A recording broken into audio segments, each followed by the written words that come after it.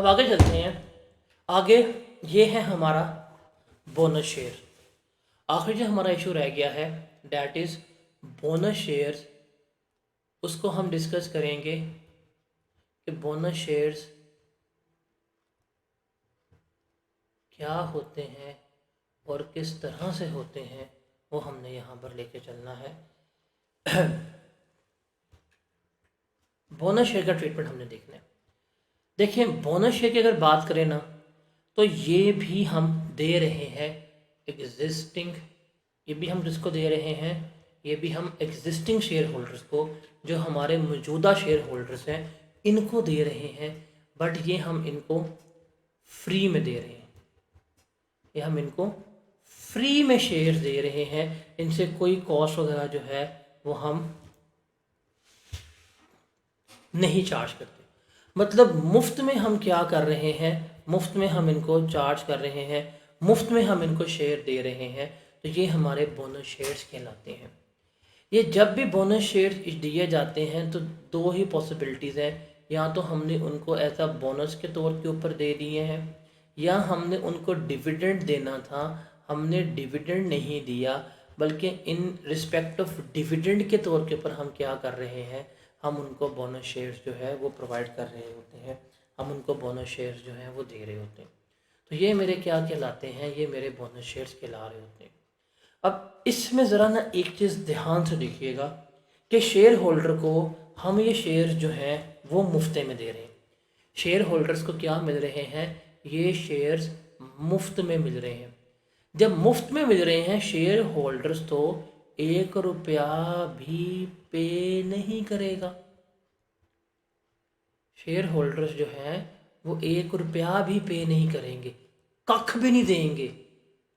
अब इसकी एंट्री कैसे पास होगी, इसको ज़रा हमने यहाँ पे देखना है। यहाँ पे हो जाएगा डेबिट, यहाँ पे हो जाएगा क्रेडिट।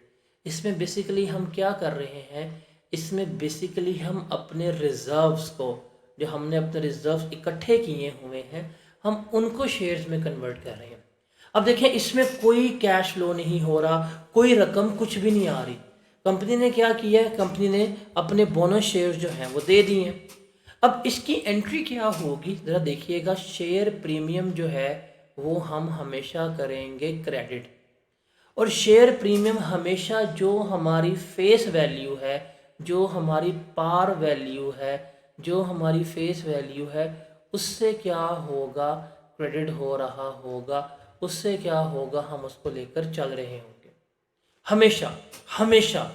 डेबिट किसे करेंगे, यहाँ पे कैश तो हमारे पास आया नहीं है, अमाउंट तो हमारे पास आई नहीं है, रकम तो हमारे पास कोई आई ही नहीं है। तो हम किसको डेबिट करेंगे, रिमेंबर, इसमें डेबिट किया जाएगा जो हमारे पास रिजर्व्स हैं।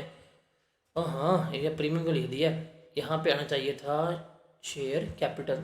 ओहो ओहो ओहो ओहो, माय बैड, माफ़ करना, बहक देता हूँ।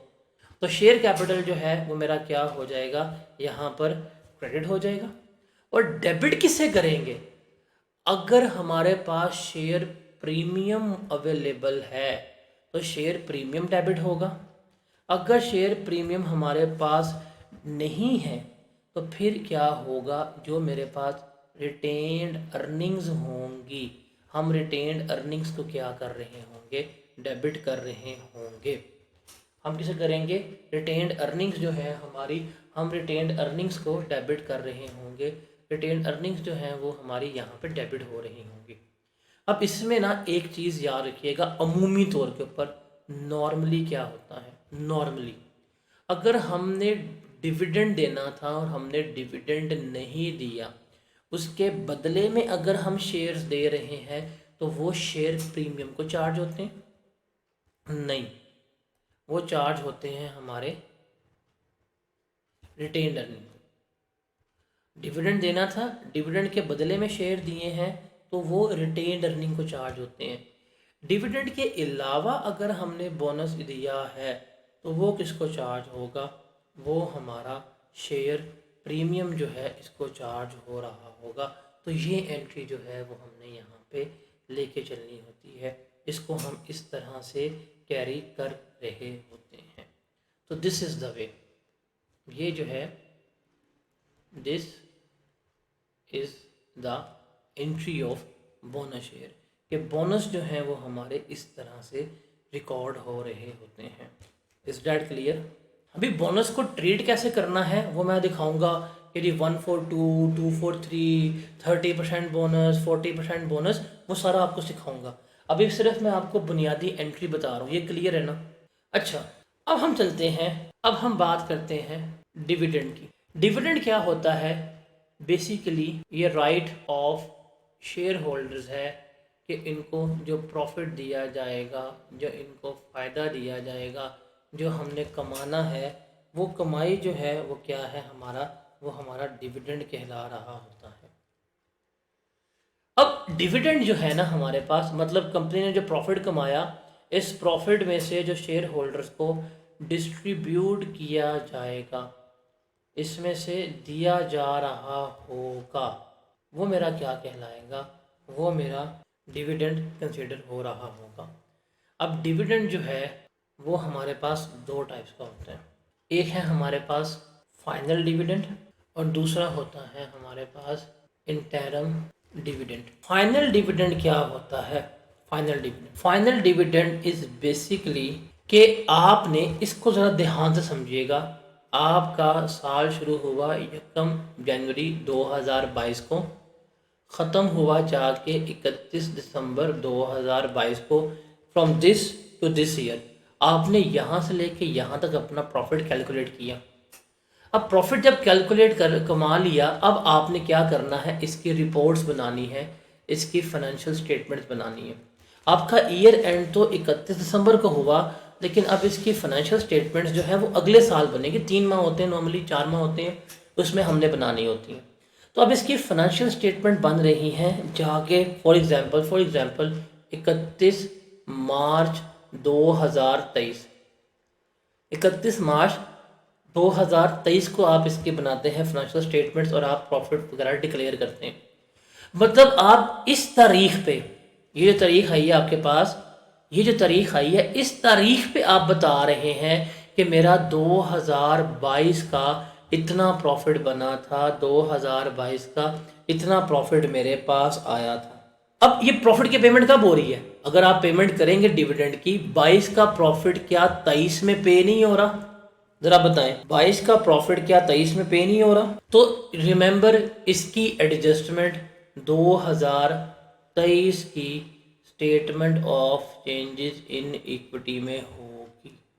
इसकी एडजस्टमेंट 2023 की statement of changes in equity में होगी। तो रिमेंबर फाइनल डिविडेंड हमेशा नेक्स्ट ईयर में एडजस्ट होगा। फाइनल डिविडेंड हमेशा नेक्स्ट ईयर में जाएगा। इंटरम डिविडेंड का मतलब क्या होता है? आपका साल शुरू हुआ यहाँ से और यहाँ पे ख़त्म हो रहा है मिड में। ये 31 दिसंबर है, इंटरम की बात कर रहे थे, 1 जनवरी को शुरू हुआ और ख़त्म हुआ जाके 31 दिसंबर को। ये मिड ऑफ द ईयर में, क्या जो हमारे पास मिड ऑफ द ईयर है, साल के दरमियान में अगर हम डिविडेंड डिक्लेयर कर रहे हैं, तो जिस साल डिक्लेयर करेंगे ये इसी साल क्या हो जाएगा? इसी साल ये पे भी हो रहा होगा। जिस साल डिक्लेयर करेंगे ये इसी साल पे होगा, तो इसलिए हम इसे क्या करेंगे? इसलिए हम इसको उसी साल में ट्रीट कर रहे होंगे। तो ये रिमेंबर, याद रखिएगा, फाइनल डिविडेंड हमेशा ये स्टेटमेंट ऑफ चेंजेस में नेक्स्ट में जाएगा और इंटरम जो है वो हमेशा किस में शो हो रहा होगा? वो हमेरा करंट में शो हो रहा होगा। Current statement of changes in equity का पार्ट जो है वो बन रहा होगा। Is that clear?